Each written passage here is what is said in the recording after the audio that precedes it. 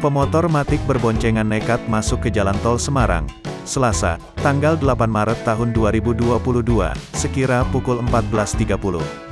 Mereka beralasan masuk ke tol lantaran aplikasi Google Maps. Pengendara motor adalah pria dewasa sekira berusia 45 tahun berbaju batik merah. Ia memboncengkan seorang anak kecil berusia sekira 13 tahun berbaju kuning. Pemotor itu dengan percaya diri melaju di mulusnya jalan tol.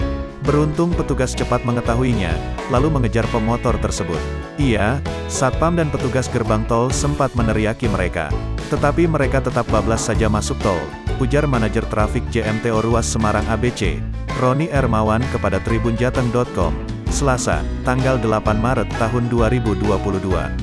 Kedua orang tersebut berkata, sengaja masuk ke tol tersebut lantaran kesasar Google Maps.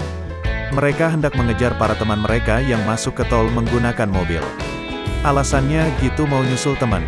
Mereka pakai Google Maps ternyata nyasar ke tol, jelas Roni.